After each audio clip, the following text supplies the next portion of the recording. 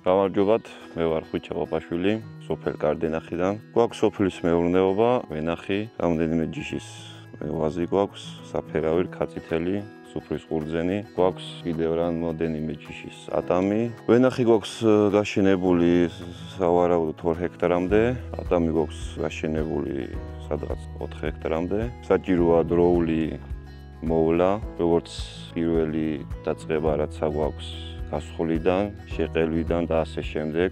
კულტივაციები დროული მიხედვა გვაძლევს კარგ შედეგს და ასევე რაც ძირითადი და რაც მთავარი არის, გვაქვს შხამქიმიკატები. საჭირო არის სწორი დამუშავება ჭიაზე, ჭრაკზე, ასევე სასუქის შეტანა და ამ ყველაფერს სარგებლობთ აგროკახეთიდან, საიდანაც ვიღებთ ძირითად რჩევებს. და ძალიან კმაყოფილი ვარ. ძირითადად ვიყენებთ კომპანია აგროფორსის პრეპარატებს. უმეტესად გამოყენებული გვაქვს პროზინი, ჭრაკზე, სიდამპლეზე.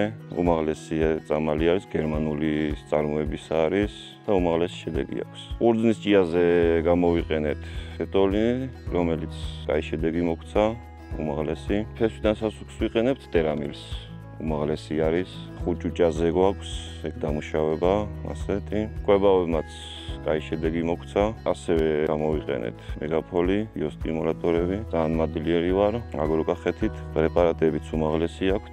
შედეგიც აგერ გვაქვს, როგორი ყურძენი გვაქვს. აგროფორს შემოაქვს პრეპარატები. სავარაუდოდ საფერავს ველოდებით სადღაც 17-18 ტონას ჰექტარზე. ჩვენ ახლა ვიმყოფებით ხვიჩა პაპაშვილის მეურნეობაში, რომელშიც გამოყენებული არის აგროფორსის პრეპარატები. თავიდან გამოვიყენეთ კუპროზინი ცისფერწამლობებზე, რომელმაც საერთოდ არ გამოიტანა ხუჭუჭა. შემდეგ გამოვიყენეთ უკვე ბიოსტიმულატორები, რომელიც არის მეგაფოლი, ამინოსოლი. თქვენც ხედავთ სახეზეა შედეგი, მცენარე ჯამრთელად გამოიყურება, კრეფა უკვე ჩატარებულია, ფერმერი კმაყოფილია მოსავლით. მცენარე არის ჯამრთელი.